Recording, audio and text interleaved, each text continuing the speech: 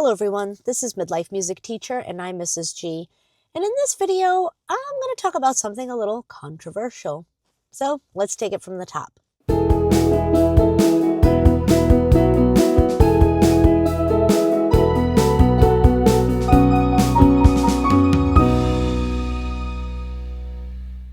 The other day, this is the outfit that I wore to work. I purchased this shirt from a small business owner. Her name is Claire and her business is Musically Minted. And when I wore this shirt to work the other day, I was told that this shirt was a little controversial. And it made me think, why is this shirt so controversial? And why does this shirt even exist? And I am not the only one who's purchased this shirt. So let's talk about this a little bit. First of all, what is a teacher? Second, what credentials do you have to hold to be a teacher in a school? If we're going to talk about teachers, let's talk about what makes someone a good teacher. What makes being a music teacher different than being, say, an elementary classroom teacher? And finally, just because music is one of those subjects where students become passionate about it, where students feel like that's where they belong, where many students, it's the reason they come to school every day, why does that devalue it? Shouldn't that make it be more valued? Shouldn't the research that shows the connection between learning music at a very, very young age and connections with literacy, connections with math fluency, connections with social emotional learning. There's so much research out there that states we should be putting music higher on the hierarchy of subjects taught than what we really do. So first of all, what is a teacher? According to Wikipedia, a teacher is a person who helps a student to acquire knowledge, competence, or virtue via the practice of teaching. So what is a teacher? Anybody who helps somebody else, a student, to acquire these things, knowledge, competency, or virtue. Now, in order to be a teacher in a school, whether it's a public school, private school, charter school, most schools require teachers to hold certain certifications, certain credentials. So what credentials does a teacher have to do this as a profession? For most states, those credentials require you to earn a degree, usually a bachelor's degree. And then after you earn the degree, you probably also have to take certain tests. Those tests require you to show evidence of general knowledge, your content area knowledge, knowledge in child development. And then after passing those tests and achieving your degree, then you apply for a certificate, a license to teach in whatever state you are working in. Every single teacher that works in a public school, most private schools and charter schools as well, has to hold this license. Now, I would argue that in order to get my license, my certificate, my coursework was very rigorous. Anyone who goes into music or music education, you are not just taking your general knowledge classes, you're also taking music theory, all the class instruments, class woodwinds, brass, all those, piano, and you have to show competency on those instruments as well. You have to take your own applied music, which is whatever your principal instrument was, and that is a course you have to take every semester. You have to be in a performing ensemble, and those performing ensembles usually meet 4 hours a week, 2 hours on some weekday, and then 2 hours on a weeknight. And those courses are only a half a credit. You also have to perform in a recital class once a semester. That recital class, you had to attend that recital class every week as a member of the audience, and then 1 week you had to perform at it. That course was a requirement for your degree, and you got 0 credits for it. So I don't know too many people in other education programs who have to take courses that will take up 5 hours a week and you get half a credit for it. Of course, I had to take all the regular educational classes, child development classes, psychology classes, and then all my content area, music theory, music history, all those kinds of things. I did have to do research papers. I did have to do all the things that everybody else has to do in their coursework. But I also was spending hours in the practice room, hours in rehearsals, because I also had to prove competency as a musician before I could get my music teacher degree. I would be on campus for sometimes 13, 14 hours. So what I'm just saying is I would never disqualify the rigor of someone else's educational program, but I had to prove that I was a collegiate level musician. Besides, I went through my pre-practicum, I went through my practicum, I went through my student teaching, just like everybody else. So that's what a teacher is and what it takes to be a teacher as a professional teacher. So I thought, well, real teacher, what makes a good teacher? So I found an article from the NU editorial contributors. They're the author of this article, and I will link this article below. This article describes 14 characteristics that every good teacher should have. I don't think they're put in any specific order, but here are those 14 characteristics. Good teachers have to have adaptability. When I think of adaptability, I think about improvising, which all musicians should know how to do. Also, to know what is and isn't working with your students. Good teachers have to have empathy. Empathy is about understanding how and why someone is feeling a certain way. You can't make assumptions, and you have to make an effort to understand a student. Good teachers have to have patience. Not only should you have patience, but you should also be able to model this to your students. Good teachers have engagement with their students. If students are engaged, then they are participating in the lesson in whatever way they can.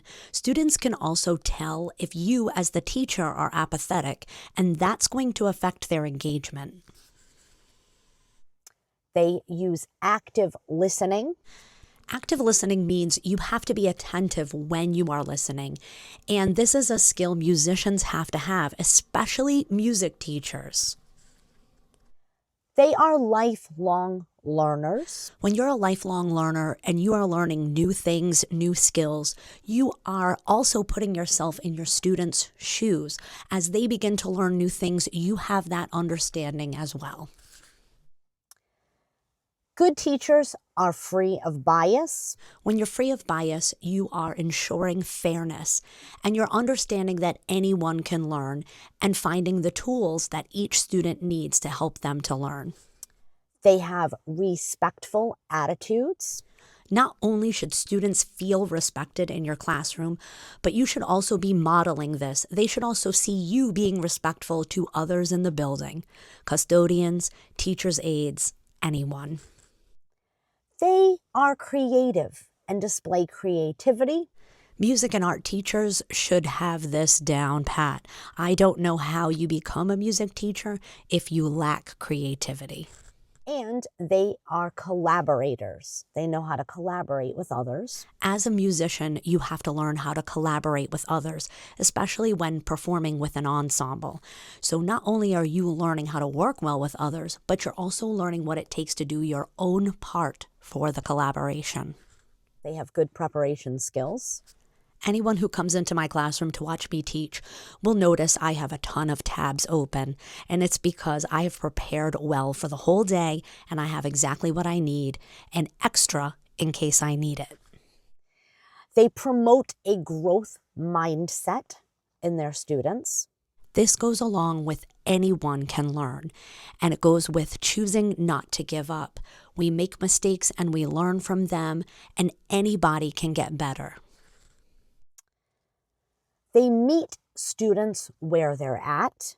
For me, this means you give students other opportunities to show what they've learned and make accommodations and differentiate your instruction as needed. And they know how to cross disciplines in when they teach. This is always happening in the music room. In fact, students often comment, "What, we're learning about geography today? What, we're learning about math today? I didn't know we do science in music class," because music can cross disciplines so well. So those are 14 characteristics, according to that editorial, that make a good teacher. So I don't see anything in there about the number of students you have or how students place on a test or anything like that. These are characteristics of any good teacher, no matter what it is you teach. Now, why is my shirt controversial? And why are music teachers sometimes not thought of as real teachers? I'm going to tell you right now that there's not a lot of middle school or high school music teachers buying that shirt. It's mostly elementary music teachers buying that shirt. At the secondary level, most teachers that work in a middle school or high school are content area teachers. That's what a music teacher is, a content area teacher. At the secondary level, you have students that filter in and out of your classroom every day, every period. They come to your class, they learn your content area from you, and then they filter out and go to a different class, taught by a different teacher, teaching a different content area. Most secondary content area teachers have very similar schedules. They teach a certain number of classes a day, they might have a duty, they might have a preparation period. Whatever the schedule is, most of the teachers in those buildings will have a schedule that's pretty much the same. If you are an elementary music teacher or art teacher or library teacher, PE teacher, you are a content area teacher, but not many other people in the building are. Elementary classroom teachers, they have a set number of students that they are in charge of all day. They are teaching multiple content areas to those children. They're responsible for those children throughout the day. When do they get their break? When they drop their students off at a content area teacher. Even though we function as secondary teachers at the elementary level, we're a content area teacher, we have groups of students filtering in and out of our classes every day, regular elementary classroom teachers are responsible for their children pretty much all day, every day. When they come to our content area class, that classroom teacher gets their preparation period, their break. I'm not going to say that classroom teachers don't deserve their break. They do. I'm not saying that classroom teachers have to even really care about what their students are learning when they're dropped off at our content area class. I guarantee secondary teachers, the same thing. They're not really thinking too much about what the kids are learning in their other content area classes. However, it's a mutual respect. Everybody is a content area teacher. Not the case in elementary level. I function as a preparation period for a classroom teacher. And therefore, I believe that that is why this shirt exists. This shirt is purchased mostly by elementary music teachers. The students are dumped in our class so the teacher can have their break, and nobody cares what they're learning in our class. And it's a shame too, because all these things that make a good teacher, that's going on in my classroom.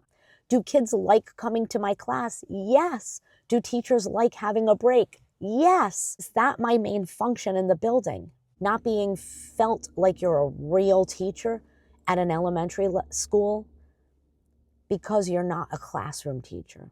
Classroom teachers are real teachers. And I don't know any other teacher other than elementary content teachers who have had literal students and parents tell you to your face that you're not a real teacher, that your subject isn't really what matters the most to them. And sometimes even colleagues don't respect you in the same way. Finally, I'm going to share with you a few posts by Von Fleischfresser. I hope that's how you pronounce his name. He's a music educator out of Scotland. He makes posts for and about music education. So this was a post he made the other day, which I believe kind of highlights why music should be held higher as far as subjects taught.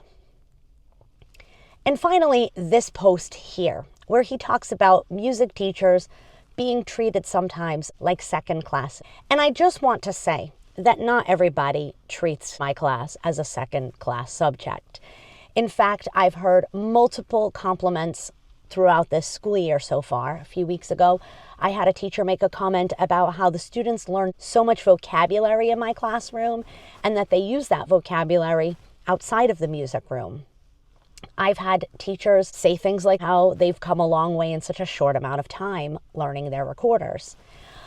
I've had IAs in special needs kindergarten classroom talk about how wonderful that I give the students so many experiences and activities to participate in, where all of them can participate in the activities together. And even just yesterday, a teacher dropped their class off and I was playing music as the students were coming in.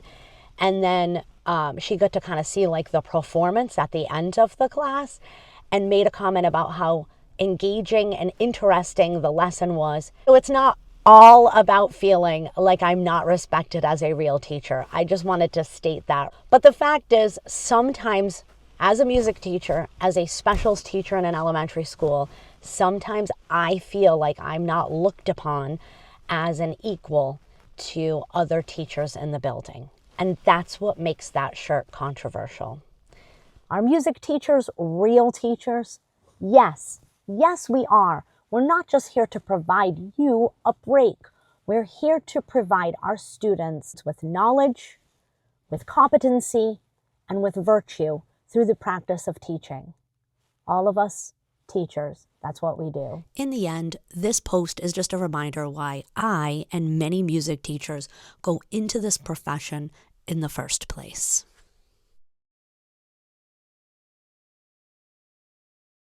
And so with that, we'll end on a high note. Thank you so much for watching. If you liked this video, give it a thumbs up. And don't forget to subscribe to my channel. I'll see you next time. Bye.